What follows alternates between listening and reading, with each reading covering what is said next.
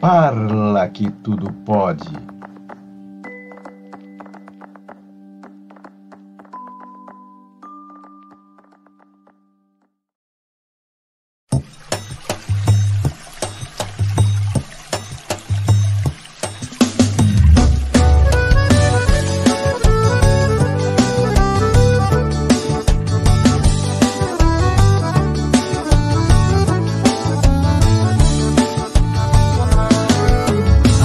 Nasce lá na fonte e Deus não cobra nada de ninguém. É um recurso natural que vai banhando a vida, vem trazendo bem. Ela mata a sede do povo da vida e deixa linda a plantação. Onde ela vai produz fartura, é prosperidade, é transformação. Agora vem um oportunista e quer privatizar o bem que a gente tem. Que vai melhorar, mas na verdade quer deixar nosso povo refém.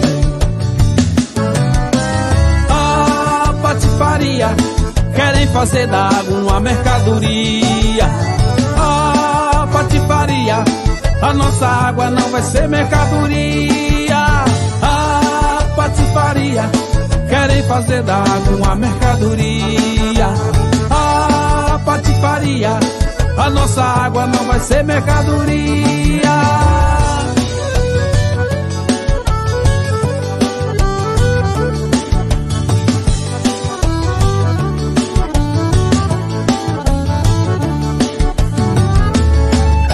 A água nasce lá na fonte e Deus não cobra nada de ninguém.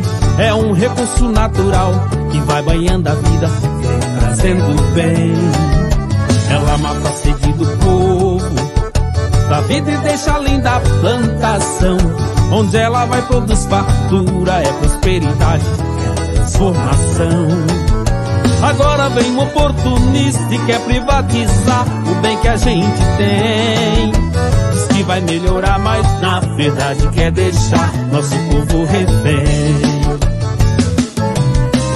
A patifaria, querem fazer da água uma mercadoria. A patifaria, a nossa água não vai ser mercadoria. A patifaria, querem fazer da água uma mercadoria. A patifaria, a nossa água não vai ser mercadoria. A patifaria, querem fazer da água uma mercadoria. A patifaria, a nossa água não vai ser mercadoria. A patifaria, querem fazer da água uma mercadoria. A patifaria, a nossa água não vai ser mercadoria.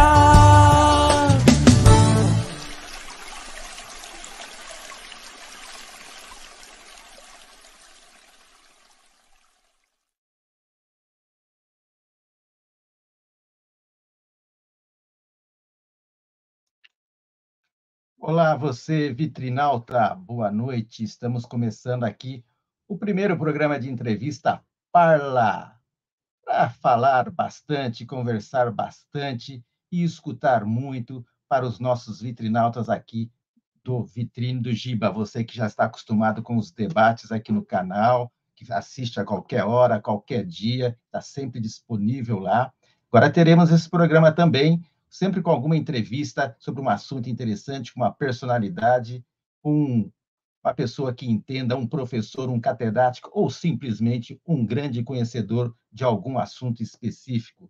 Você pode nos ajudar mandando, né, colaborando aqui com o Vitrine do Giba, mandando a sua contribuição, a sua sugestão de pauta, sempre para esse telefone aí, 11 94591 1084.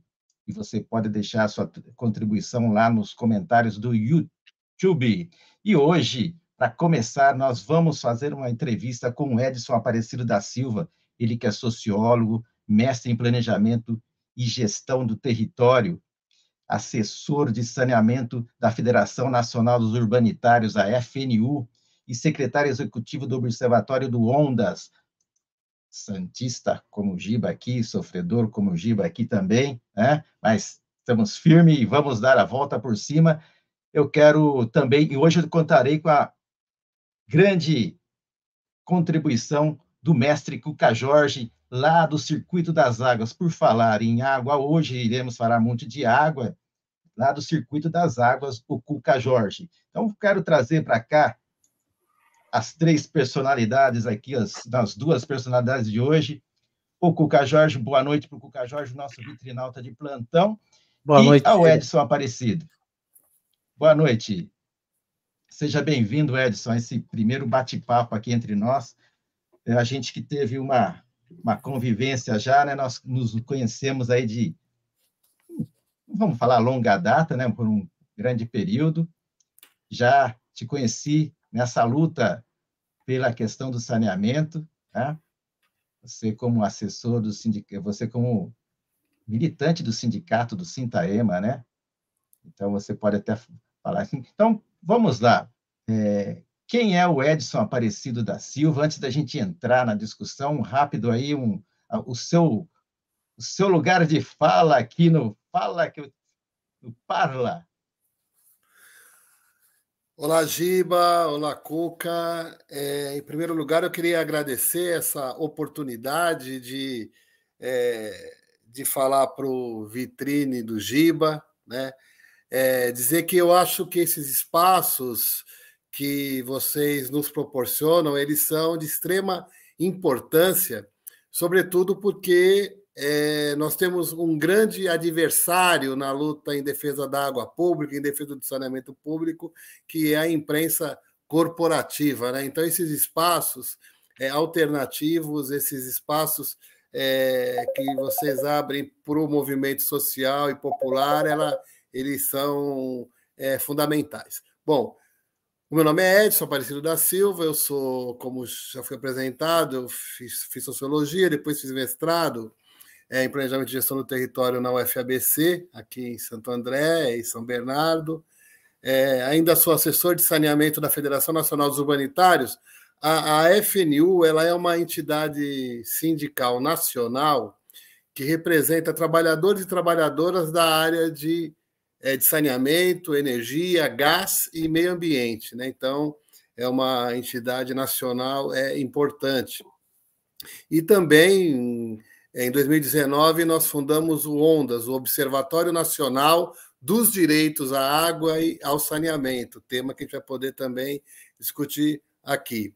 Antes disso tudo, eu também fui dirigente por 9 anos do Sintaema, que é o Sindicato dos Trabalhadores em Água, Esgoto e Meio Ambiente do Estado de São Paulo, que, aliás, vem protagonizando uma luta muito importante em defesa da Sabesp pública contra a privatização.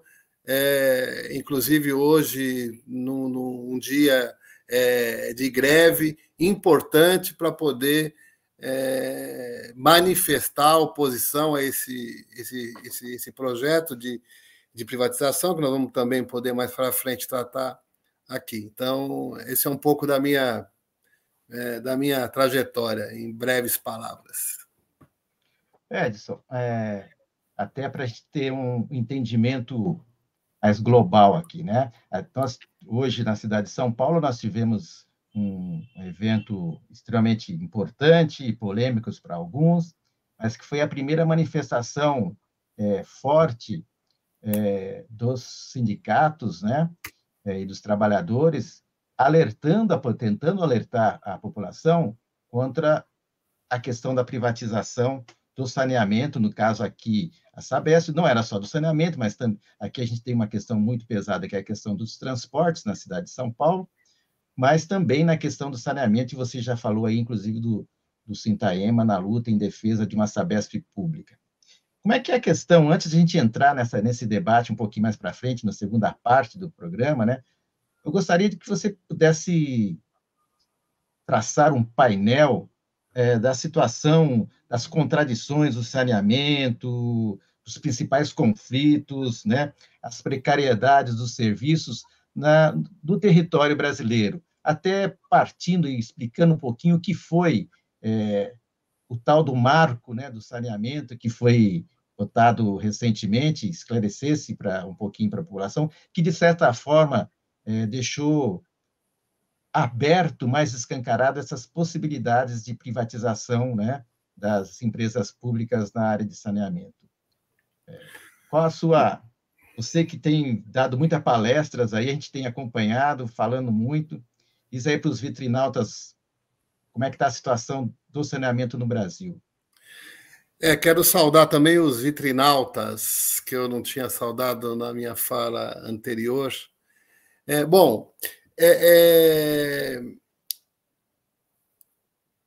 Eu acho que é importante para a gente iniciar o nosso papo aqui, a nossa conversa, é que todas as pessoas entendam, né, que quando a gente fala de saneamento básico, segundo o que está previsto na Lei 11.445 de 2007, que é a Lei Nacional de Saneamento, né, que foi alterada substancialmente pela Lei 14.026 de 2020, depois eu falo mais isso, quando a gente fala de saneamento básico, nós estamos falando de 4 políticas públicas, né? Nós estamos falando de abastecimento de água tratada, né? Estamos falando de coleta e tratamento de esgoto, ou seja, coletar as águas residuais e encaminhá-las para um tratamento adequado. Estamos falando do manejo dos resíduos sólidos, ou seja, estamos também tratando do lixo, que é a política de resíduos sólidos, desde da coleta para a destinação adequada, e também estamos falando do manejo das águas pluviais, das águas de chuva, né? As pessoas só percebem a importância de ter políticas para tratamento da água de chuva quando ocorrem as enchentes, né, que ceifam vidas e destroem bens materiais e tal. Então, quando você pensa a política de saneamento, inclusive no planejamento, esses 4 elementos têm que ser combinados, né? Tanto a água, como o esgoto, como o lixo, como a drenagem. Então, esse é o nosso ponto de partida, né? Para eu fazer um rápido panorama sobre qual que é a situação do saneamento no Brasil, eu acho que é importante a gente entender que hoje quem presta serviços, quem é prestador de serviços de saneamento no Brasil, na sua grande maioria, ainda são as companhias estaduais de saneamento, né? Então, são empresas que foram criadas a partir do final da década de 60, início da década de 70, né? Que são as companhias que operam a maioria dos municípios e, portanto, atendem a maioria da população brasileira. Então, por exemplo, a gente tem a Sabesp em São Paulo, nós temos a Embasa na Bahia, a Sanepar no Paraná, a Copasa em Minas, a SEDAI, que foi privatizada agora no Rio de Janeiro. Então, assim, é assim que se estrutura o saneamento. E você tem aqueles municípios que operam diretamente os seus serviços, ou seja, não fizeram contrato para transferir a operação do serviço para as companhias estaduais. Vou dar um exemplo aqui, o exemplo de Campinas, né, em São Paulo, né? E tem alguns outros municípios que foram privatizados, né? Como é o caso de Niterói, no Rio de Janeiro, como é o caso de Limeira, em São Paulo. Então, é assim que se desenha a política de saneamento no Brasil, né? Tem um aspecto que é um aspecto que é importante a gente ressaltar, né? Que hoje as regiões que mais sofrem com a falta de saneamento, né, é a região norte do país e a região nordeste, cujos índices de coleta e tratamento de esgoto são muito baixos, né? guarda uma diferença importante em relação à região sul, sudeste e centro-oeste, né? Agora, o grande desafio mesmo dessas políticas públicas está relacionado à necessidade de ampliação da coleta e da destinação adequada dos esgotos, né? Hoje, o principal componente de poluição dos rios, dos corpos d'água brasileiros, são os esgotos domésticos. Você tem outro tipo de poluição, mas esgotos domésticos são as principais causas de poluição. Legal. É importante fazer essa distinção, porque, a princípio, a gente pensa que saneamento é apenas questão da água e do esgoto, né? Então, assim, a primeira impressão que nós temos é que só dá conta dessa questão, dessas duas questões, e não das demais que você elencou aí, que drenagem, água, a questão, e mesmo da questão de cuidar dos mananciais, né, que vai gerar água potável, né? Acho que isso é importante, porque se você está num esquema de privatização, aliás, é uma ponderação e uma questão. Como é que ficam as barragens, né, ou as represas, né, nesse sistema? Se você está privatizando a empresa que é dona, né, daquelas barragens, daquelas represas, por exemplo. É um questionamento até que eu faço, como é que isso está sendo feito no Brasil? Daqui a pouco nós temos até uma questão aqui já, depois a gente começa mais para frente a responder algumas questões do chat, né? Tem uma questão aqui, a gente vê depois. Vamos lá. Essa questão das reservas. Bom, exatamente. Para complementar a minha fala anterior, eu acho que é importante a gente falar da prestação de serviços de saneamento, né, que é levar água para a casa das pessoas, depois coletar as águas usadas, as águas servidas, encaminhar para tratamento e devolver para a natureza com o melhor tratamento possível. Esse é o cenário ideal. E a outra coisa é a questão dos recursos hídricos, propriamente dito, né? Então, a relação entre recursos hídricos e prestação de serviços de saneamento, na minha opinião, ela é uma relação direta, né? Quer dizer, se você não tiver mananciais protegidos, se você não tiver nascentes protegidas, se você não tiver água de boa qualidade para captar, armazenar, tratar e distribuir, você acaba tendo um problema sério. Quanto mais poluído for os meus mananciais, os meus recursos hídricos, né, mais necessidade de produto químico eu vou ter para deixar aquela água potável, né, o que é muito ruim, né?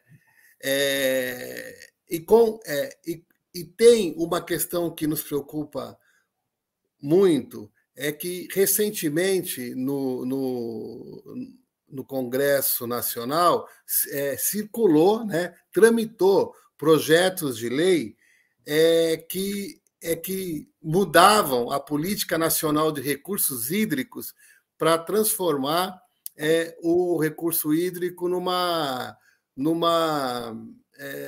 mercadoria mesmo, né? Em que você pudesse negociar as outorgas de recursos hídricos no mercado. Você criou, aliás, a lei criava o mercado da água, né?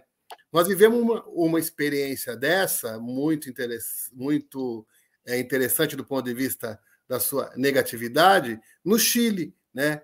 Onde as pessoas, os pequenos agricultores, os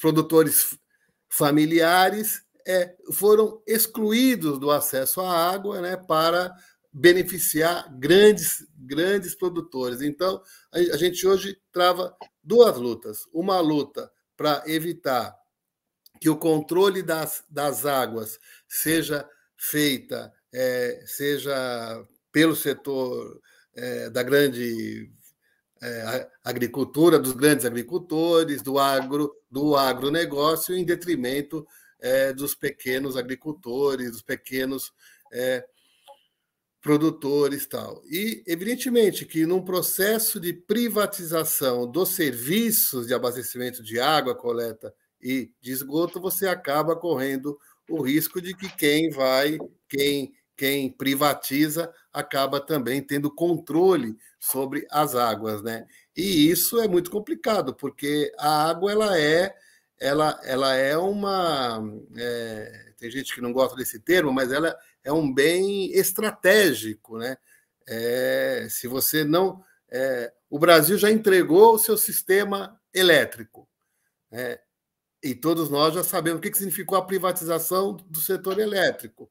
Hoje, o Brasil paga uma das maiores tarifas de energia do mundo, sendo que é um país que mais produz energia né, de uma forma mais tranquila, por causa das suas reservas de água, né? Então, a gente já sabe como que isso acaba funcionando no processo de privatização.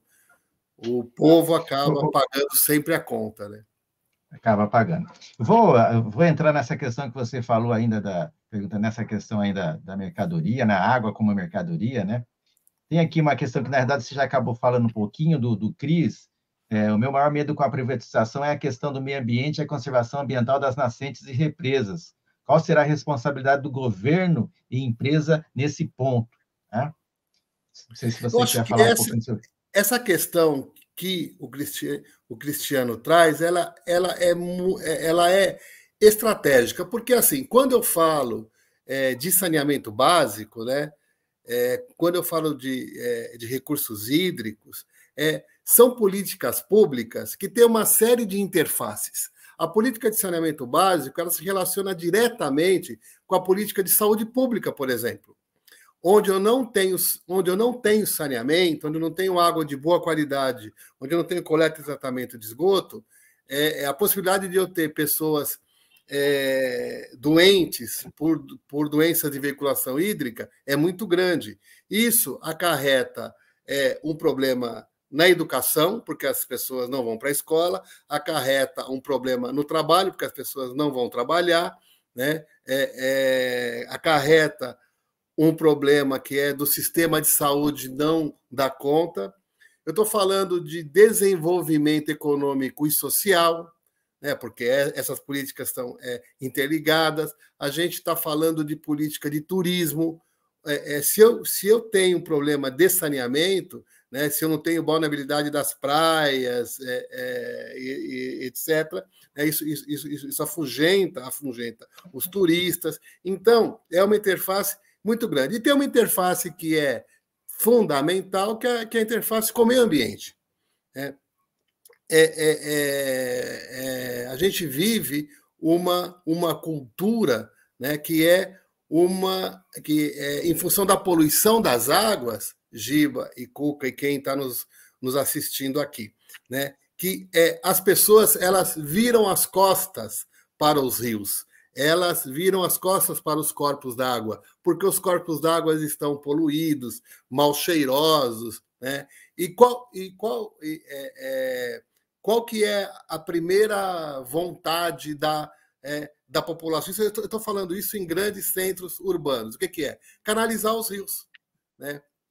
Em vez de você exigir do poder público uma política de recuperação dos rios, você quer cobrir os rios, para você não ver o que está acontecendo. Então,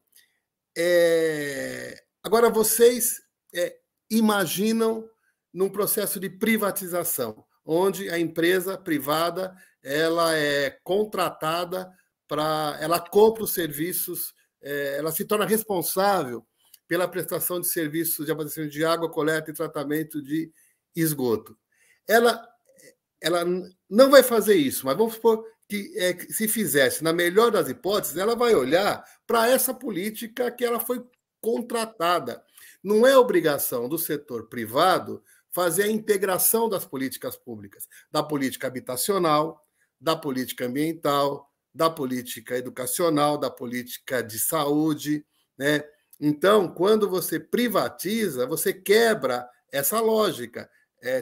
As políticas públicas elas têm que ser integradas, elas têm que ser pensadas de forma conjunta. Quando você privatiza, para ainda respondendo a pergunta do Cristiano, né, há uma dispersão dessas políticas e uma dificuldade em desenvolvê-las de forma integrada, né? Acho que isso é uma questão importante.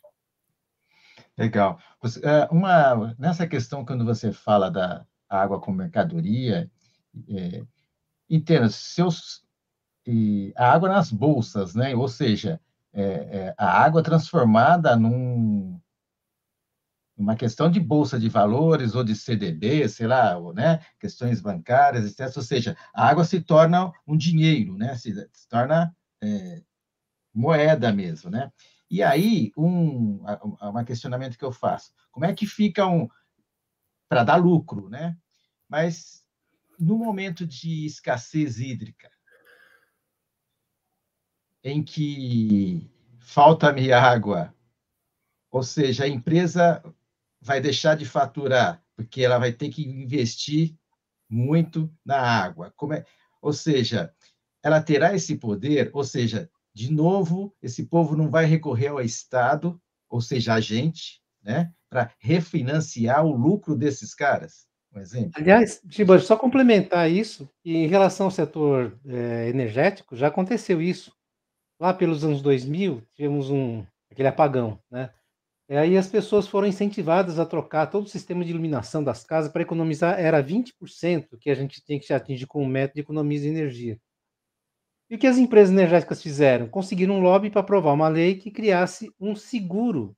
É o único negócio, o único empreendimento que aprova de risco, né? E os caras começaram a fornecer menos energia, porque houve um incentivo para se reduzir o consumo de energia. Aí foi criada uma tarifa para cobrir esse buraco que foi reduzido, né? Acho que com a água pode acontecer alguma coisa. O que você acha disso? Pois a gente passa a assistir, de uns tempos para cá, um novo fenômeno, que é o fenômeno da financiarização do saneamento, né? Da água, principalmente. E tal. O que é isso? Primeiro, que um dos estados americanos aí já colocou a água no mercado futuro. A água virou uma commodity, né? Isso é financiarização. Para vocês terem uma ideia, duas grandes empresas privadas que operam saneamento no Brasil hoje, uma é a Aegea, né? O que é? Quem controla a Aegea? Quem controla uma parte da Aegea é um fundo de investimento de Singapura. Quem controla a BRK, que é a antiga Odebrecht, é um fundo de investimento do Canadá, chamado Brookfield. A BRK é a antiga Odebrecht, né, BRK Ambiental, que é controlada por um fundo canadense. Ora, quem não tem saneamento hoje no Brasil tem nome, endereço, CEP não, mas tem nome, endereço, CPF, né? A gente sabe quem não tem água. Quem não tem água são as pessoas que vivem nas franjas das periferias, são as pessoas que moram nas favelas, nos morros, nas palafitas do nosso país, né? As pessoas que vivem nas áreas consolidadas, nas áreas urbanas, nos centros urbanos, no centro das grandes cidades, essas pessoas não têm problema de falta de água normalmente. Então, quem precisa de investimento para a universalização do acesso são essas comunidades. Agora eu pergunto para quem está nos assistindo aqui e para vocês. Vocês acham que os fundos de investimento... Fundo de investimento é um fundo onde as pessoas colocam dinheiro e elas esperam um retorno desse dinheiro que elas puseram no fundo. Vocês acham que os fundos de pensão de Singapura, do Canadá, estão preocupados em resolver os problemas de saneamento dessa população pobre que vive nessas áreas? Não estão, porque a lógica, né, que norteia a ação dessas empresas é o lucro. Né? É o lucro. E uma das coisas que a gente... Não sei se eu posso emendar aqui, mas, assim, uma das coisas que nós já estamos assistindo no Brasil são que, com a privatização que já aconteceu em Alagoas, em 3 blocos, que aconteceu no Rio de Janeiro, na SEDAI, né? Que que nessas localidades você já tem 2 problemas logo de cara. Um é a queda na qualidade dos serviços e, segundo, aumento de tarifa. Porque quando eu privatizo, né, na composição tarifária, eu coloco mais 1 ou 2 componentes. Um componente é o lucro, que eu não preciso embutir na tarifa de uma empresa pública, né? E segundo, mesmo que ela tenha, mas você não embute isso como uma condição para prestar o serviço, né? E a outra é que nessas modalidades de privatização tem uma coisa que chama outorga onerosa. Então, quando o governador ou o prefeito resolve vender o serviço, ele coloca um preço. Aí, quem vai ganhar aquela licitação é quem paga mais. Isso chama outorga onerosa. Vou dar um exemplo concreto para que nos entendam. A privatização na região metropolitana de Maceió, o edital previa um valor de 15 milhões. 15 milhões. Sabe quanto que a BRK pagou? 2 bilhões de reais. 15 milhões para 2 bilhões. Deu mais de, sei lá quantos, 1000%. Bom, até tenho aqui, mas eu não lembro agora. Aí você pergunta, mas e daí? E daí é o seguinte, que quando ela pagou 2 bilhões, esses 2 bilhões, ele vai ter que voltar para ela. E como que ele volta? Na tarifa, diluído no período do contrato. Então, eu já falei de 2 componentes, o lucro e o componente da devolução da outorga. Aconteceu isso no Amapá, aconteceu isso no Rio de Janeiro, aconteceu isso em Alagoas, né? Então, não há argumento que sustente que a privatização seja o melhor negócio para resolver os desafios que as empresas públicas têm.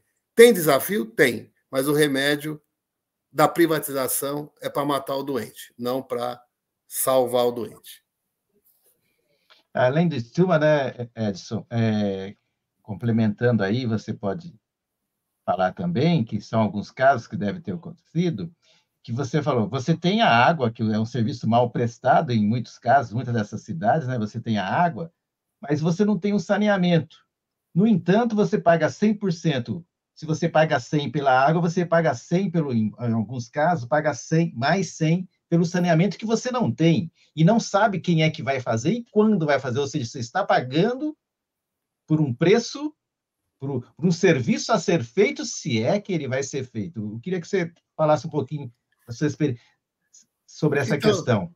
Então, Giba, quando eu digo que sob as empresas estaduais ainda há muito desafio, é disso que eu estou falando. Então, eu acho que o debate que o Brasil devia estar fazendo hoje são alguns. Primeiro, como criar um programa de recuperação e revitalização dos operadores públicos de saneamento? Isso é uma proposta. O governo federal deveria criar um programa de recuperação e revitalização dos operadores públicos, número 1. Número 2, o governo deveria acabar com as amarras e as dificuldades para o financiamento público para as empresas públicas de saneamento, porque hoje as travas do Conselho Monetário Nacional, do BNDES, da Caixa Econômica Federal são muito grandes. né?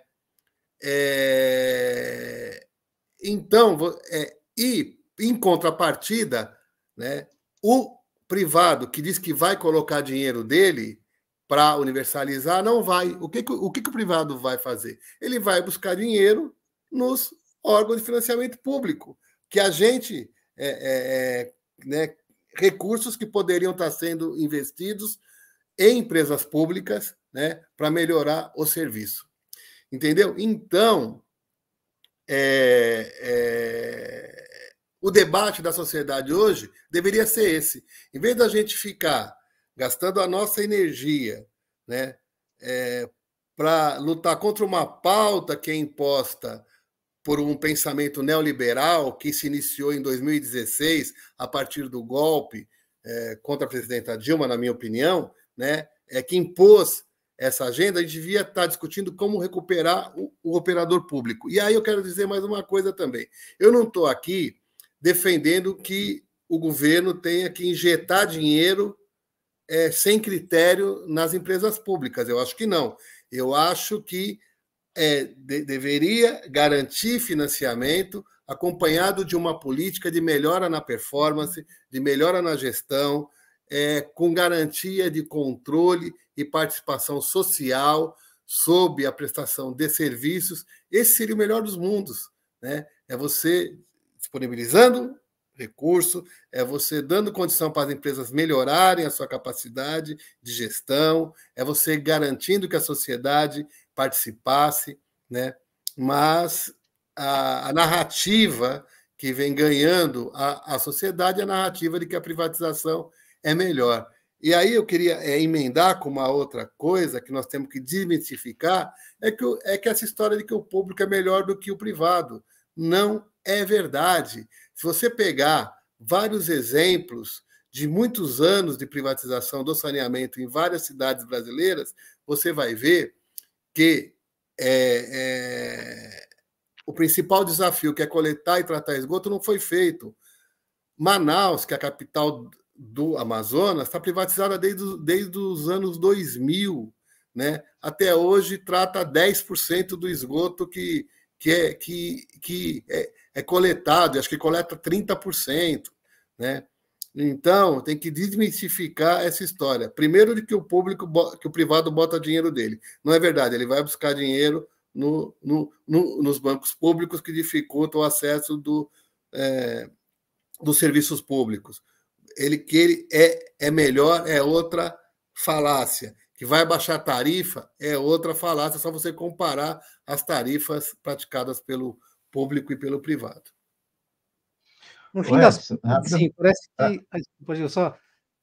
No fim da história, o objetivo sempre de aniquilar o Estado, né, para que tudo passe a ser privatizado, tudo seja privado, mas a participação pública continua sendo essencial, né? Agora, dentro dessa ideia de privatização para melhorar, como muita gente pensa, você não acha que precisaria ter campanhas mais fortes, mais efetivas, para tentar fazer um diálogo melhor com a sociedade, porque muita gente pensa isso. Muita gente colocou como exemplo, inclusive, a história da telefonia. Quando privatizou a telefonia, realmente melhorou muito, porque a gente já tinha que vender um apartamento para comprar um telefone. E as pessoas vão levadas à ideia de que isso só aconteceu porque foi privatizado, quando o Estado poderia ter feito uma coisa que seria eficiente também. Você não acha que falta campanhas para esclarecer? É muito interessante isso, porque no caso, as pessoas sempre usam esse exemplo da telefonia, mas antes eu acho que sim, eu acho que falta campanha, né? Eu acho que as pessoas precisam, inclusive, saber que mais de 330 cidades do mundo, de vários países, vêm fazendo um processo inverso, que era privado e onde venceu os contratos não foram renovados, né? Teve caso de rompimento de contrato, tem um caso que é onde tudo começou. Eu dou uma dica aqui para quem quiser conhecer, bota no Google aí, vai ver o que aconteceu em Cochabamba, na Bolívia, onde até a água da chuva tinha passado para o controle da empresa privada. O povo de Cochabamba expulsou uma empresa norte-americana de lá com muita luta, inclusive com uma morte e tal. Mas por quê? Porque a exclusão aumentou das pessoas mais pobres, a tarifa aumentou, né? Tudo isso. Bom, então eu acho que falta as pessoas terem essas informações. A segunda questão é que a narrativa hoje, né? Tanto a gente vive hoje uma situação muito complicada, né? E é importante também que as pessoas entendam isso. O governo, essa retomada do projeto neoliberal, ela se inicia logo no começo do governo do Michel Temer, lá em 2016, a partir do golpe. Bom, como eu já disse aqui. Eles achavam que a privatização do serviço seria um passeio, porque eles não contavam com o fato de que a titularidade dos serviços ela é municipal e a legislação em vigor dificultava essa privatização em bloco. Por isso que veio a tal da Lei 14.026, Giba, que nós não chamamos de novo marco legal do saneamento, porque para nós o marco do saneamento continua sendo a Lei 11.445 de 2007, né? A Lei 14.026 ela só alterou significativamente a Lei 11.445 para facilitar a privatização, né? Eles tiveram que fazer essa lei que foi para criar um monopólio privado do saneamento, né? Eles falavam que não tinham, que era preciso mudar a lei para poder garantir igualdade de competição entre o público e o privado, já que as empresas públicas não precisavam participar de licitação. A grande questão é que o setor privado nunca foi impedido de participar do saneamento, porque tem a lei de PPP, você tem a lei 8987, que é a lei de concessões de 1995, né? Então, foi feita toda uma falsa narrativa, inclusive com relação ao déficit. A história de falar que tem 100 milhões de pessoas sem esgoto e 30 milhões de pessoas sem água não são os dados que aparecem no Plano Nacional de Saneamento, que é um instrumento de planejamento do próprio governo federal, né? Por quê? Porque não considera que áreas que não são urbanas se abastecem de forma alternativa, considerada adequada, e mesma coisa a destinação dos esgotos e tal. Agora, eu acho a última coisa que tem que desmistificar também essa coisa da telefonia, né? Não foi porque privatizou que melhorou, né? Na verdade, essa coisa foi uma combinação, né, de um processo de modernização fenomenal da tecnologia, né? A tecnologia ela levou a essa proliferação, possibilidade de todo mundo ter telefone. Não foi porque privatizou. Todo mundo testemunha aqui de como a tecnologia ela evoluiu rápido, né? Então, a telecomunicação tem a ver com isso. E a última coisa é o seguinte: quando eu falo de saneamento, de água, né? Falando aqui com o Cuca, o Giba, com os nossos vitrinautas, como diz o Giba aqui, né? Nós estamos falando de um serviço que tem uma característica de monopólio natural. O Giba, lá onde ele mora, ele não pode escolher a empresa A, B ou C para prestar o serviço para ele de água, né? Aquela que é mais barata, aquela que presta o melhor serviço, tal. Você pode fazer isso com telefonia, você pode fazer isso com TV a cabo, você pode fazer isso quando você vai comprar uma geladeira, mas privatizar a água e o saneamento, que é um monopólio natural, é uma coisa que não tem o menor sentido, o menor cabimento, né? Porque as pessoas, elas é lucro certo, porque as pessoas não vivem sem água e elas não vão poder, e a empresa privada vai ter esse monopólio pelo tempo do contrato, quando é feito um contrato, ou para sempre até o contrato ser rompido quando ela compra uma empresa. Isso é muito importante. Aliás, até o que o Cris tinha falado aqui um pouquinho aqui, eu também reforço isso, que foi no momento de transição, né, do sistema também, né? Então, estava Exato. entrando, então era um boom que estava começando, e que por isso que, tanto é que deu certo, mas vocês lembram que naquele momento lá, inclusive, haviam as chamadas empresas espelho, etc., foi tudo por água abaixo, né?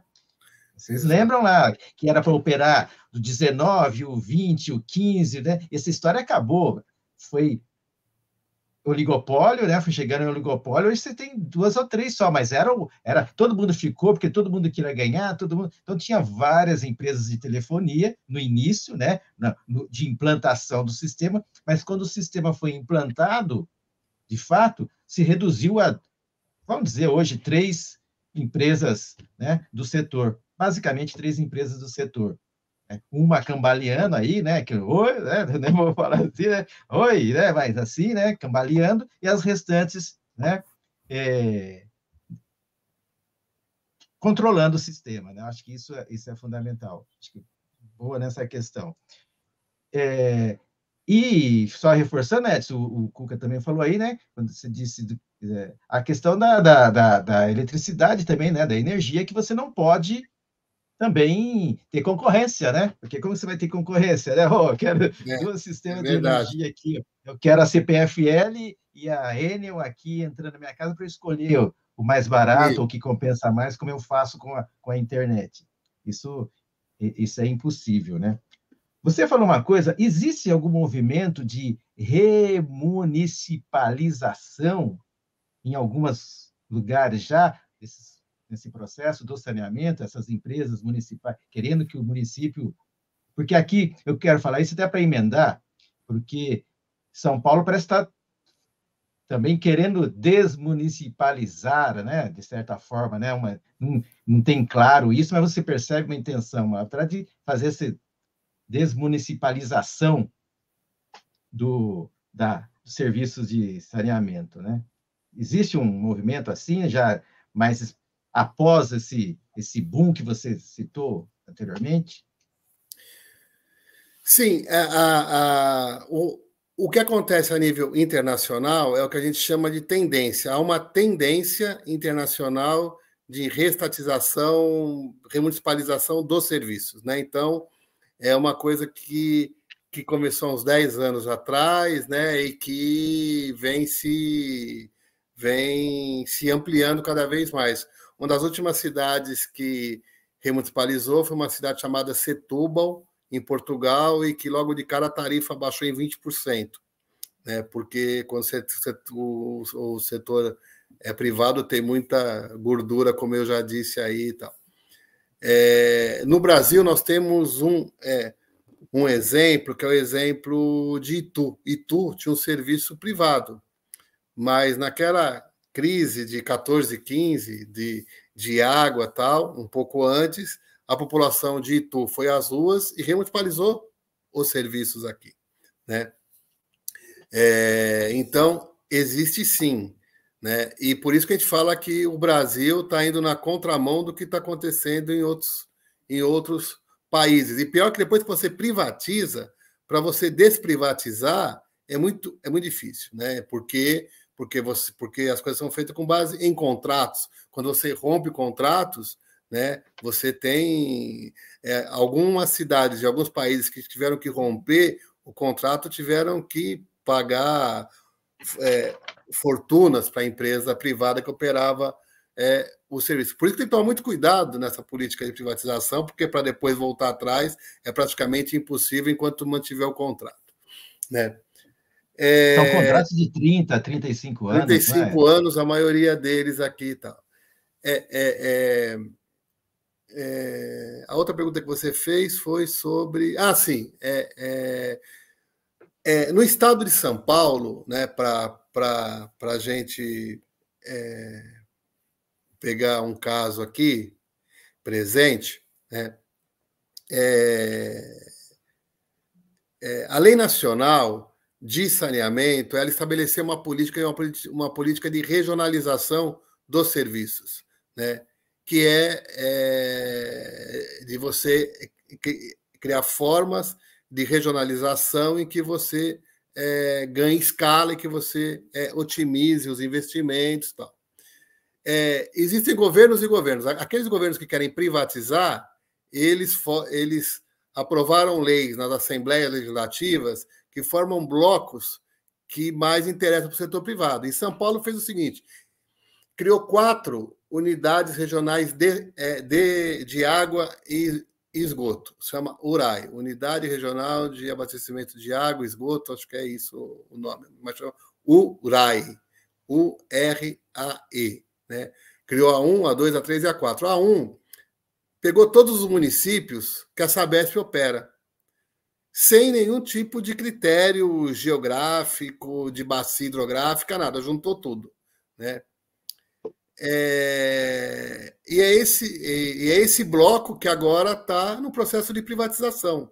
Dado interessante, São Paulo, a cidade de São Paulo, que é responsável por quase 50% de tudo que a Sabesp arrecada em 375 municípios, um só é responsável por 50% quase da sua receita, né? Não tinha feito a adesão a essa URAI, entendeu? Que são os municípios da Sabesp. O que fez o Tarcísio, há pouco tempo? Baixou um decreto, alterando um decreto anterior, né? Ampliando o prazo para adesão, para que São Paulo fizesse a adesão e fez logo em seguida para aumentar a atratividade do mercado. As coisas um pouquinho complicadas, mas eu acho que é para o nosso internauta aí entender. Agora, o que está por trás disso? Está por trás disso que é o seguinte, o saneamento básico no estado de São Paulo e a Sabesp, que é uma empresa super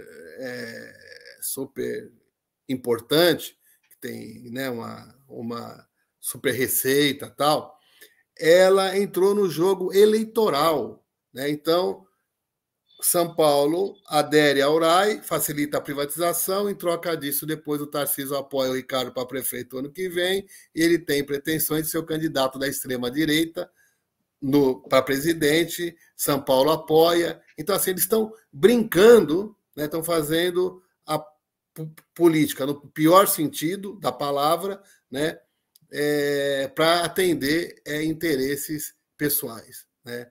Fazer dinheiro para ganhar, para fazer dinheiro para suas campanhas, para barganhar apoio, né, eleitoral e etc. Agora, eu acho que tem uma questão que tem a ver com essa coisa da necessidade de dialogar com o povo, que é o seguinte. As pessoas elas têm que entender, o Giba, Cuca e quem nos assiste aqui, que é o seguinte, todas as pessoas, independentemente da capacidade de pagamento que elas tenham, independentemente do local de moradia e das condições de moradia, ela tem direito à água e esgotamento sanitário. Isso é um direito humano fundamental, reconhecido pela ONU desde 2010. Né? As pessoas elas têm que entender que não é uma dádiva de nenhum governante de plantão garantir água e coleta e tratamento de esgoto para ela, coleta e destinação do lixo, políticas de drenagem, né? Sem contar as outras políticas de habitação, de saúde, de educação, etc. Esse é fundamental. Por que a gente tem muita dificuldade, às vezes, de mobilizar as pessoas, sobretudo as pessoas mais pobres, que vivem em assentamentos precários e etc. Porque elas já vivem numa situação de exclusão tão grande que ela mesmo acha que ter água legal, ter esgotamento sanitário, ela não tem direito. E não é assim. Então, eu acho que essa é uma coisa que a gente tem que dialogar muito com os movimentos sociais, com os movimentos de habitação, os movimentos populares, né? Para que a gente amplie esse grau de consciência. Né? Edson, a gente vamos aí entrar daqui a pouco nas partes final aí do nosso bate-papo, porque já mas passou tá bom o papo aí, viu? Se quiser, podemos continuar. A gente continua mais um pouquinho. Vamos entrar então, já que você falou um pouquinho disso, até entrar hoje, quem é de São Paulo, acompanhou aí nos nos noticiários, né? A greve dos sindicatos e funcionários do metrô, da CPTM e da Sabesp, né? Através do Sintaema, o sindicato Sintaema, que você já foi um dirigente, o Cuquinha ali também já foi um prestador de serviço, o Giba aqui rapidamente também foi um outrora, né? O Cristiano pergunta qual o resultado da mobilização de hoje perante a administração pública. E a partir daí, eu quero que você possa também emendar. Você já falou um pouquinho sobre isso, acho que você poderia explicitar um pouquinho mais, porque realmente você falou de guerra de narrativas, né? Mas foi uma coisa muito interessante hoje, quando todo mundo elogiando, olha, aí o governador vem, né, à TV e fala, olha, tá vendo? A parte privatizada está funcionando normalmente. Só que aqueles mesmos que criticaram, todos os dias nos jornais falam de um problema de uma dessas empresas privatizadas no setor de transporte de São Paulo. Todos os dias ela dá problema, ela não para por uma greve paradista, né, de trabalhadores e tal, mas ela para por problemas outros, e todos os dias. Quem pega transporte público na cidade de São Paulo sabe muito bem do que eu estou falando, né? Então, hoje, enquanto isso, a linha 9, que é uma linha que quase todo dia dá problema, deu problema também, enquanto ele estava lá se gabando, dizendo, tá vendo, as empresas privadas. E tem um dado também, que se você tiver, você pode reforçar, e eu não sei se para a água, como a água vai ser monopólio, é mais diferente, né? O dinheiro que retorna aqui, as pessoas não sabem que o dinheiro que vai para essas empresas são os nossos, né? Que uma parte vai para o lucro e não é reinvestido, né? Porque vai para o lucro e não é reinvestido. E só que eles vai mais dinheiro para essas linhas que estão dando problemas, na contagem geral, do que, por exemplo, para as linhas que não foram privatizadas ainda, né? Ou seja, as linhas privatizadas recebem muito mais, retornam muito menos, enquanto as linhas não privatizadas não recebem quase nada e devolve muita coisa ao cidadão. Queria que você entrasse nesse assunto mais paulistano aqui, ou paulista e paulistano também, né? É muito interessante isso, porque eu estava numa reunião antes de entrar nesse bate-papo aqui, e a pessoa disse exatamente isso, que hoje, né, eu não vi, mas na entrevista o Tarcísio estava elogiando exatamente as empresas que são privatizadas, mas logo depois deu uma pane exatamente nas empresas que tinha acabado de elogiar, né? A linha 9 foi uma delas. Tal. Então, de novo, volta para aquela discussão que eu já falei antes aqui, que é a questão de que nós temos que acabar com essa história de que o público é ineficiente e o privado é eficiente. Nós vivemos todos os dias, seja nos ônibus, que são privados, seja nas linhas que são controladas pela Via Mobilidade, que até o Ministério Público já pediu para romper o contrato com essa empresa, o governo resiste, né? É o exemplo cabal da ineficiência do setor privado, né? E é isso que o Giba disse, né? Como a tarifa que você paga, ela não é suficiente para garantir o equilíbrio econômico e financeiro das empresas privadas de transporte, né? O governo ele complementa essa garantia do equilíbrio econômico e financeiro com dinheiro dos impostos. Então, você paga a tarifa e você paga esse complemento, porque o governo não fabrica dinheiro. O dinheiro que o governo tem é dinheiro dos impostos pagos por todos os cidadãos, desde o mais humilde que paga os seus impostos até o conjunto da sociedade, né? Então, esse é um aspecto que eu acho que tem que considerar. E é o que vai acontecer no processo de privatização da água, né? Agora, tem uma pergunta sobre o resultado da mobilização de hoje, né? Hoje, Hoje, a Globo, sendo a Globo, deu destaque para a reclamação das pessoas que foram prejudicadas pela greve, né, de transporte. Ora, é por isso que eu acho que o Milton Nascimento tem uma música que fala mais ou menos que você tem que estar onde o povo está. Então, eu acho que a gente precisa ampliar essas campanhas de esclarecimento da população. Não estou falando que os metroviários não fizeram isso, fizeram. Distribuíram muita carta antes da greve e tal. Mas tem que aprofundar isso. Tem que dizer, olha, gente, essa greve é uma greve que vai te atrapalhar, né? Mas é a forma que nós temos de evitar um mal maior, que é a privatização do transporte, que é a privatização da Sabesp, que é a privatização da água, né? Então, eu acho que a gente tem que ampliar esse diálogo, né? Outra coisa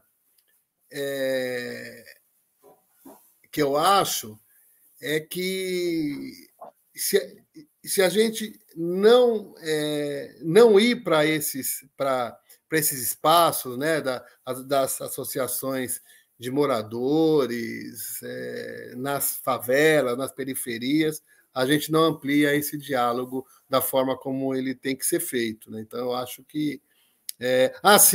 para responder mesmo essa questão que acho que foi o Cristiano que levantou, né?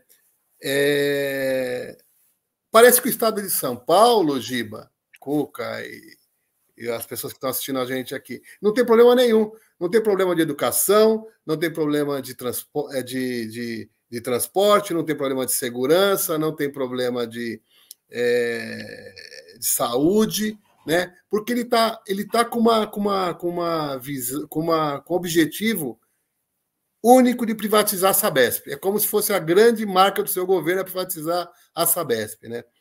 Então, eu acho que essa greve... E a gente tem uma justiça do trabalho, né, que ela é uma justiça para defender patrão, seja ele privado, seja ele público. Nós não temos liberdade de organização, nós não temos liberdade de mobilização, né? Por quê? Porque, de repente, um juiz define o destino, né, de uma categoria de milhares de trabalhadores, né, que decidiram democraticamente por manifestar, e a greve é uma manifestação legítima da classe trabalhadora desde o século XIX, né, e que hoje, por causa de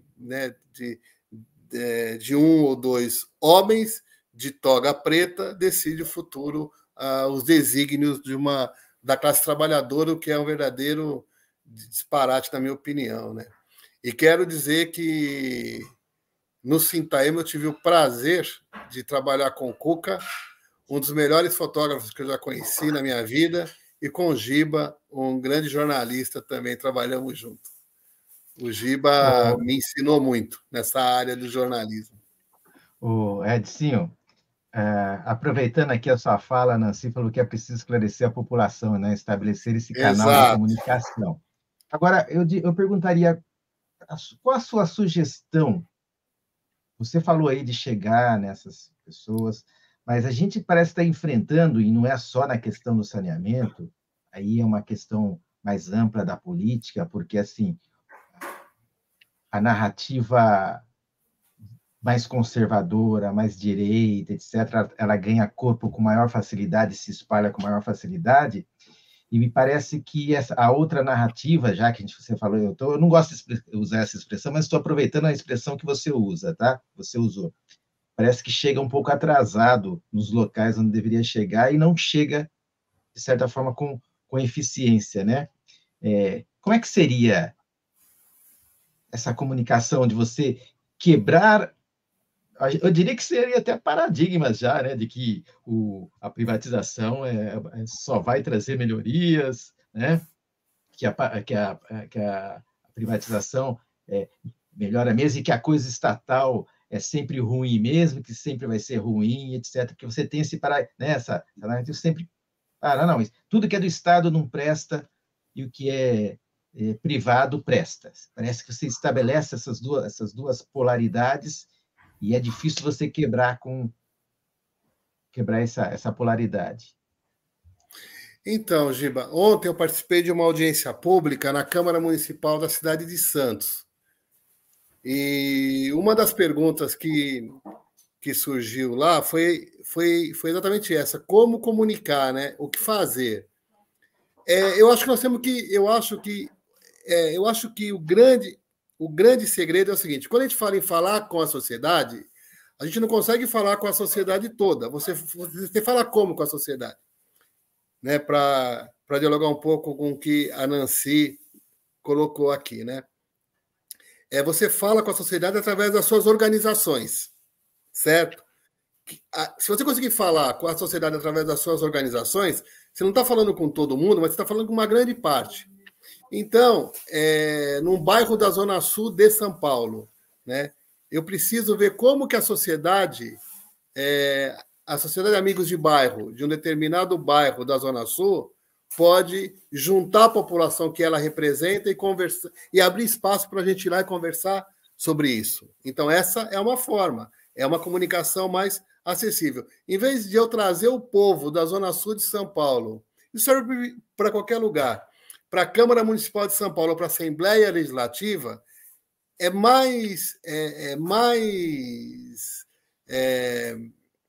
muito melhor se eu for até ela, né?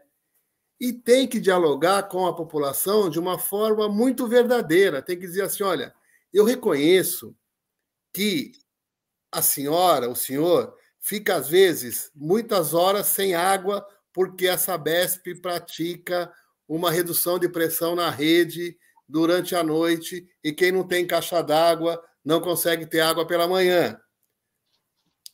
Só que enquanto a Sabesp ainda tiver o controle do Estado, né, apesar de 49,7% das ações dela estar na Bolsa de Valores, ainda é o Estado que controla. Quando eu perder isso, né, a possibilidade de resolver esse problema que a senhora e que o senhor tem vai ser muito mais difícil, né? Então, precisa ser franco também com a população. Uma coisa, eu tenho dito isso sem medo de errar, é que uma coisa é você defender a Sabesp do jeito que ela é hoje. Ela precisa melhorar muito. O que nós temos que ser é contra a sua privatização, porque a privatização significa ampliar a exclusão da população mais pobre, a exclusão da população que está cadastrada no CadÚnico, a população que está na faixa de extrema pobreza, de pobreza, de baixa renda. Esse é o resultado da privatização. E essas pessoas têm que saber. Nós tínhamos que estar discutindo hoje, por exemplo, era como desprivatizar a Sabesp, e não como privatizar.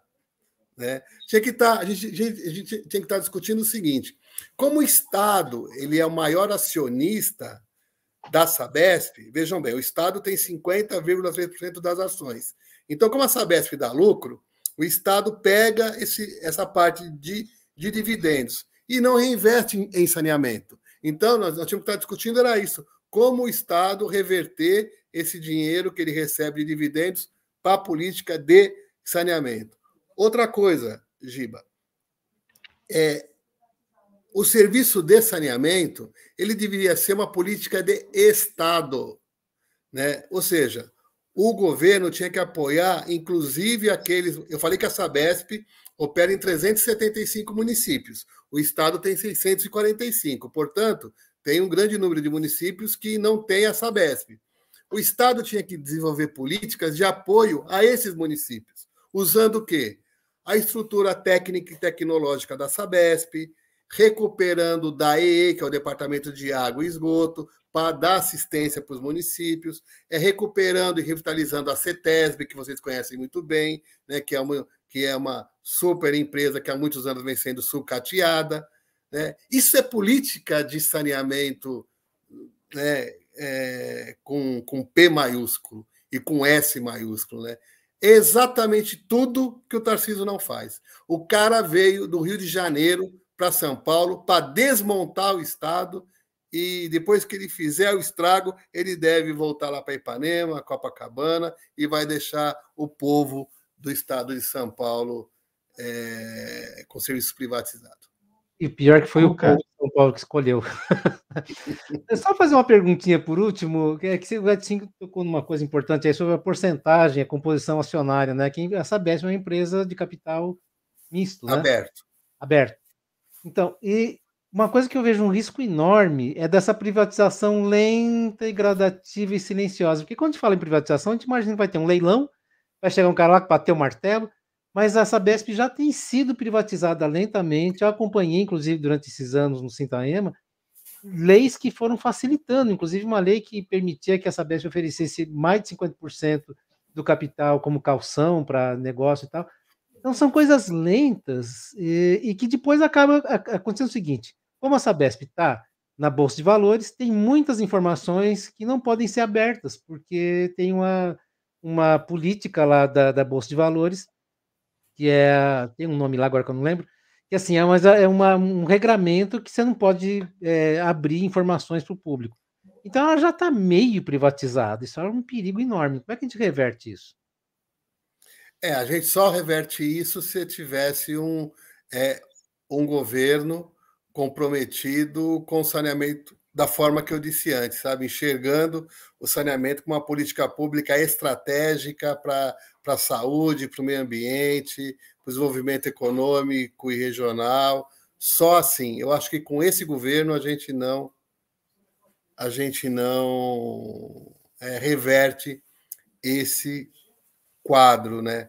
E eu não sei, Giba, se o termo narrativa é o melhor mesmo, né? Mas é que eu não que não me vem outro, né? Mas assim, até os ministros do Supremo Tribunal Federal, quando foram julgar as ações diretas de constitucionalidade que nós impetramos contra a Lei 14.026, né? Até eles usa o mesmo discurso que usa o Trata Brasil, que é um instituto financiado pelo setor privado, é o mesmo discurso que você ouve direto na Rede Globo, né? Então, esse discurso ele tá enraizado entre os, muitas aspas aqui, os formadores de opinião, né? Então, por isso que esse programa seu, ele é fundamental para nós, pô. Que a gente poder aqui e falar essas coisas que nós não conseguimos falar na Folha de São Paulo. Aliás, eu tenho a convicção que o setor privado, logo no início, a partir de 1º de janeiro desse ano, fez um acordo com a mídia, né, para ter todos os dias editorial, matéria e artigo que são feitas por eles mesmos, né, na Folha de São Paulo, no Estadão, no jornal O Valor, e é contra isso que nós temos que lutar. Então é muito difícil, né? É uma luta de Sansão e Golias. Você fala um negócio muito importante. É Sansão e Golias mesmo, tá certo? Isso. É isso mesmo. Você fala uma questão muito importante, que é justamente essa, né? Essa batalha que a pessoa ela fica na televisão. É muito difícil depois você conversar, mesmo com uma pessoa com um nível de informação acima da média, ou na média, né, pelo menos, você sente a dificuldade, em alguns casos, justamente por conta dessa exposição diária, né, desse tipo, ou é uma leitura no jornal, ou é na mídia, né, ele está vendo na TV, está vendo na internet, a questão da propaganda que está embutida ali, né? E que ela não percebe, que vem embutida numa notícia. Eu estou falando aqui, se a professora Nancy estiver aí, que sei que você sabe, a Nancy, não é? Foi uma grande professora da ECA de comunicação. Posso estar falando besteira, viu, professora? Tá? A grande professora da ECA de comunicação. Então, assim, que está lá nas chamadas, né, discurso subliminar, né, a questão da importância de privatizar, a importância de vender, a importância de que o Estado tem que ser um Estado mínimo, né, está nesse discurso geral. Então, você observa isso. E as pessoas hoje ficaram criticando uma pessoa, por exemplo, que faz um programa todo dia de manhã e que sempre está metendo o pau na Via Mobilidade, né, por exemplo, né? E aí, hoje, a hora que ele pega, falando assim, ele mete o pau na greve da questão que se votaram no Tarcísio é para privatizar mesmo, né? Mais ou menos isso que ele fala, e que tem razão, e que tem que privatizar, porque foi isso que o Estado de São Paulo deixou para ele, né? Então, assim, a gente não pode fazer nada contra, mais ou menos esse discurso. Então, é muito difícil, porque você falou uma coisa. Olha, há casos que há financiamento mesmo que a gente sabe. Eu não vou entrar aqui em alguns que a gente até sabe, em nível municipal, que pagaram jornais, né, para se fazer matérias favoráveis, né, a determinada alcaide aí, né? E isso acontece também, provavelmente, no nível estadual, etc. Então, há uma pressão da mídia muito forte e combater isso fica realmente muito difícil, né? Combater é muito difícil. O Cristiano está falando aqui que o Datena deu um espaço enorme para o Tarcísio hoje. Ele está me corrigindo, é Davi Golias, viu, Edson? Davi. Davi Golias, é Davi Golias. Eu estava desconfiado que eu estava errado. Davi Golias. Mas, ó, só complementar uma coisa. Eu misturei toda a mitologia. Só um detalhe que eu acho que em cima que você falou, Giba, eu acho que tem uma coisa que é importante em relação aos meios de comunicação. Porque antigamente a gente falava só em jornal, né? E hoje a gente tem outras ferramentas poderosas, eu acho complicado, porque o jornal, ainda quem lê é classe média, né? Tem muita gente que não lê jornal, porque não tem condição, só vai ficar exposta aos jornais da televisão, que tem o mesmo problema, mas tem as mídias sociais. Inclusive, durante a última campanha presidencial, houve um contraponto forte feito por algumas pessoas que fizeram a diferença fazendo contrapontos diretamente nas mídias sociais, porque no fim das contas, o cara recebe um monte de zap lá, WhatsApp, dizendo que assim, tá vendo? Não sei o que, não sei o que. Aí, isso pode ser usado muito facilmente para demonstrar que, tá vendo, o Estado não cuida direito das coisas, então tem que privatizar. Então, num enfrentamento, isso é muito difícil. Eu lembro que na época que eu trabalhava lá como jornalista no sindicato, eu lembro que havia muitas situações assim que a tentativa era de mostrar para o trabalhador assim, ó, só confie em fontes de informações que sejam do nosso lado e que trazem informações de qualidade. Hoje seria impossível isso, porque virou uma coisa. Então, acho que essa comunicação nas mídias sociais é uma coisa que faz diferença e vai ser um problema nesse processo. Eu queria só aproveitar, Giba, para dizer que os movimentos estão fazendo um plebiscito, né? Que estão pegando aí assinatura em vários pontos. Fazia muito tempo que eu não via um movimento tão organizado e tão articulado como nós estamos assistindo, pelo menos na cidade de São Paulo, contra a privatização. E está sendo um trabalho feito muito junto às comunidades. Nós vamos fazer uma reunião dia 16 de outubro aqui na Câmara Municipal de Santos, onde nós queremos tentar criar um comitê regional aqui, né? Já tem o pessoal trabalhando com as urnas para receber votos, tal. Então, está um movimento muito interessante. Eu acho que nós temos que aproveitar essa oportunidade para unificar as lutas, para conversar mais com a população. Nós temos que fazer aula pública, sabe? Precisamos... alguém tem que ter a ideia aí de fazer música, de criar grupos de teatro para fazer esquetes aí e tal. Acho que nós temos que usar a imaginação para ampliar essa luta e essa consciência do povo, né, em geral. Porque depois, nós veremos depois o resultado mais para frente. Depois, como você disse, pode ser tarde demais, porque para rever ou quebrar um contrato custa muito caro ao Estado, né? Fazer esse tipo de quebra contratual, né? Então, aí teremos que viver 35 anos com a água como mercadoria, como a água privatizada. Exato.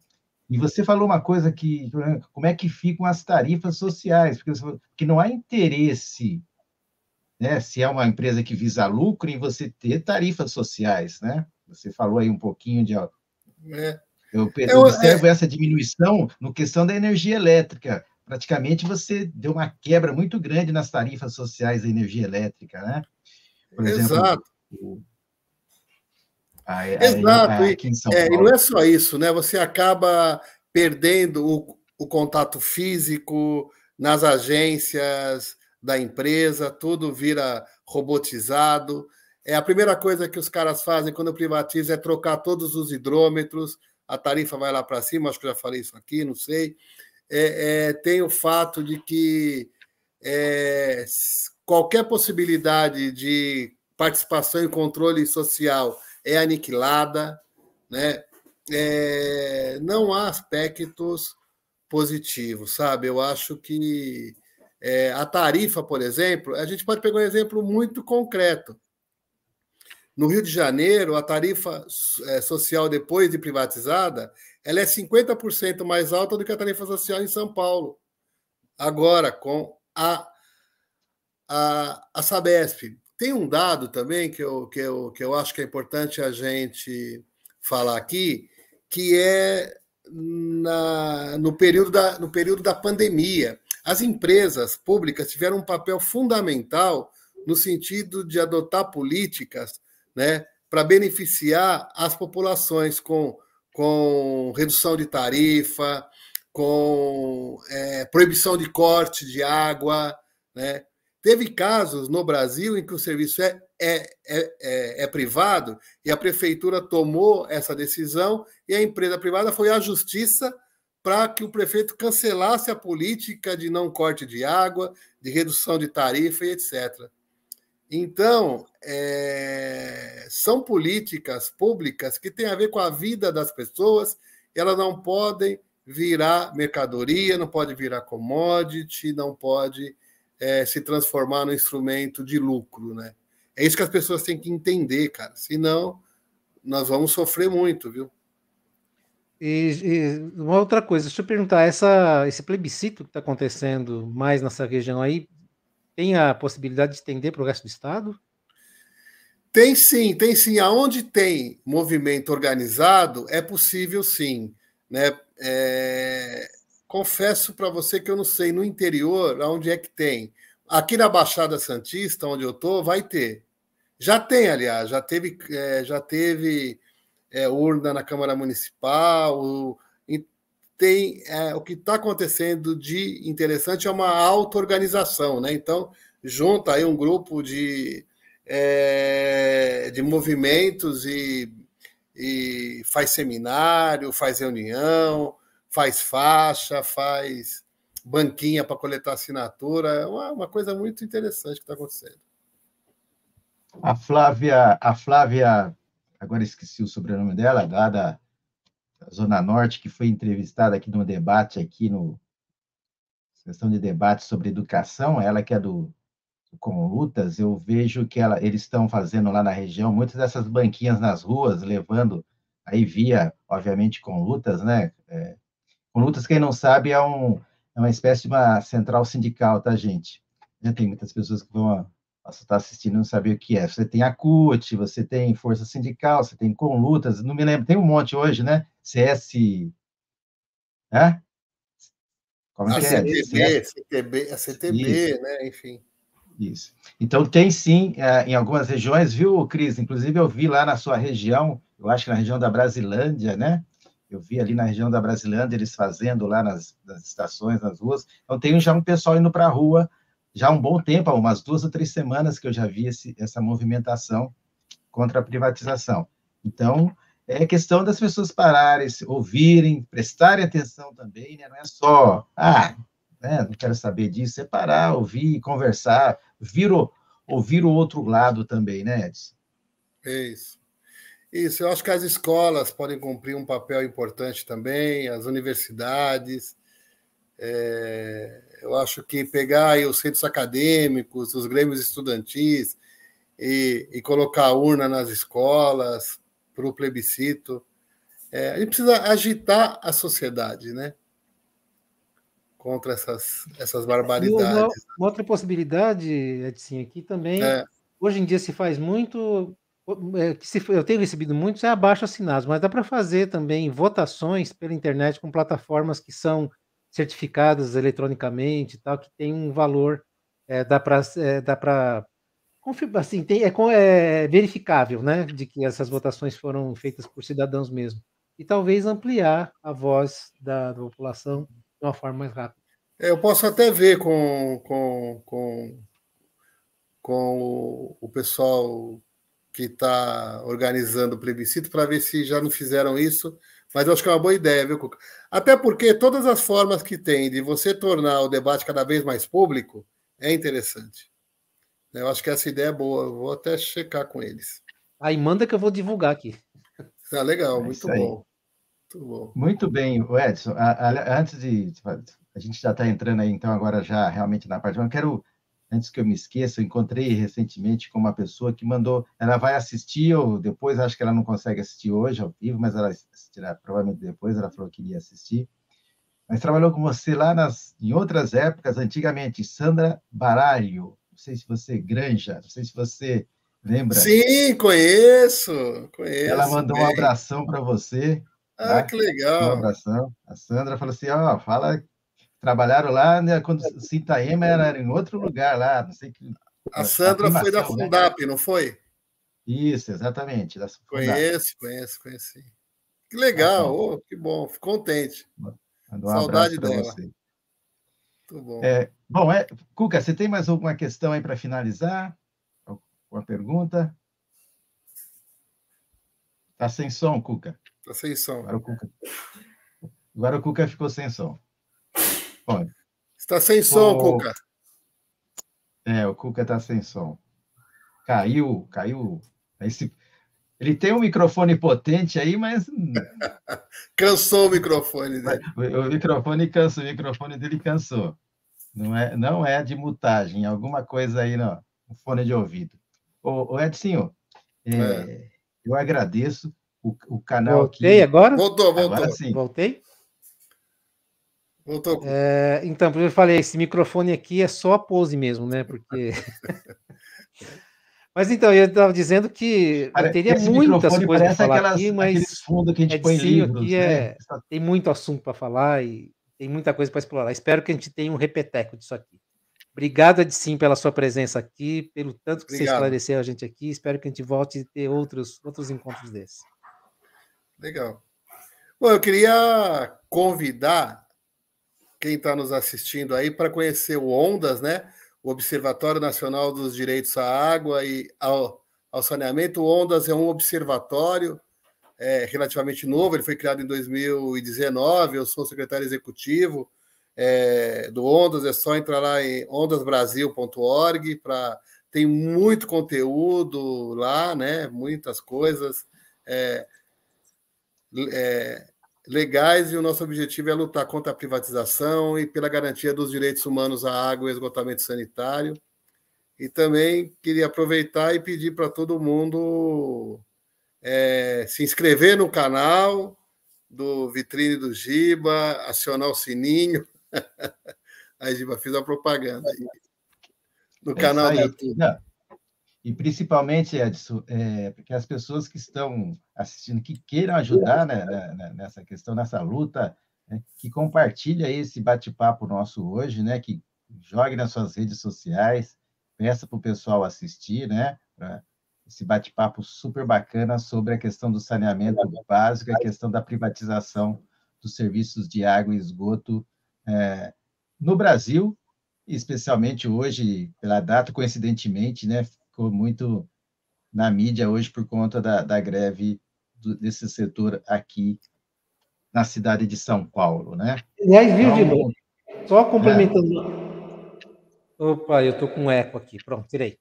Só para lembrar uma coisa, greves como essa, paralisações como essa, são muito importantes, porque eu acompanhei perto do Edson durante muito tempo isso acontecer em São Paulo, e eu vi como foi importante, porque já poderia ter acontecido essa história de privatização há muito mais tempo. É verdade, Cuca. E graças ao movimento que esses caras porreta fizeram, e contando com o apoio da população, da sociedade, que foram atrás, fizeram um trabalho brilhante, até hoje conseguiu, olha, já faz tempo isso, hein? Já vai aí, que eu acompanhei, já faz aí mais de 20 anos de resistência, e conseguimos segurar. Então é muito importante isso e merece todo o apoio nosso. Obrigado, Cuca. Ó, eu quero pedir também, o Edson já, inclusive, já me encaminhou, né, uma sugestão de pauta para a gente bater um papo aqui, né, nesse programa do canal Vitrine do Giba. É um assunto extremamente importante também, né? Nós já falamos do SUS aqui no debate com o NEC, né? O Núcleo de Estudos Críticos da Contemporaneidade, onde eu, a professora Nancy, que está assistindo aqui, que eu quero agradecer hoje, participamos, né? Nós já falamos sobre o SUS, e ele propôs aqui também para a gente falar sobre um outro tema, e você se deseja que a gente fale alguma coisa que eu não saiba, mas que nós precisamos saber, manda aí no nosso telefone, no GibaZap, aí, né? No telefone do Vitrine do Giba. Eu quero agradecer coração aqui as pessoas que escreveram aqui, o Vander, né, lá no começo do programa, o Cristiano e a Nancy, e a quem mais, depois só deixar os comentários, que vai ficar lá no YouTube. Nós vamos continuar com a tarefa de divulgar esse programa assim que o YouTube estabilizar a live lá no YouTube. Acho que geralmente demora um pouquinho para a gente começar a mexer, mas vocês podem ir lá e começar a deixar os comentários. O Edson, e você fica o convite para participar sempre que tiver interesse. Aqui as portas estão abertas, né? Se não gostar da carinha do Giba e do Cuca, a gente arruma outras pessoas para você conversar. Tá? A gente arruma um avatar. A gente arruma um avatar. Temas também que você acha interessante. Lógico que tem essa questão da privatização, mas às vezes tem algumas coisas que estão acontecendo e que a população precisa saber, e nós... eu acho que, por exemplo, tem umas questões que nós não colocamos aqui, que eu acho muito importante, que as pessoas não sabem, que é os sistemas de drenagem, né, dos municípios, né, as redes pluviais, né, que a Sabesp... fica uma guerra de briga, eu estou falando em nível de São Paulo, da cidade de São Paulo, esse é da prefeitura, esse é da Sabesp, não, esse daqui é da prefeitura, esse buraco que aconteceu aqui nessa galeria, essa galeria não é minha, essa galeria, ou seja, isso provavelmente vai aumentar mais, porque não vai ser interesse de uma Sabesp privatizada achar a culpa de que é dela todas as galerias pluviais aqui. Então, a relação prefeitura e município também tende a piorar. E mais que isso, uma grande questão. Mais que isso, Giba, qualidade da água dos mananciais, tudo que a gente tem, por exemplo, um problema aqui em Socorro que envolve 2 cidades que estão em estados diferentes, e é tudo poder público, e tá difícil de resolver. Imagina se não é mais controle público isso, a confusão que fica, né, se não tiver o Estado para organizar essa história. É isso aí, Edson. Muito obrigado. E quando você for para Bueno Brandão, me avisa que nós vamos lá. Eu estive recentemente, comprei um queijo maravilhoso num local lá, a semana retrasada. Tem um local lá que depois eu vou até fazer um merchan no Vitrine do Giba, no Giro da Vitrine, viu, Cuca? É um queijo premiado mundialmente, né? E se não tiver água boa, também não faz queijo bom, né? Tem essa questão também. Se não tiver água boa, também não se faz queijo bom. Não faz queijo bom e não faz cachaça boa.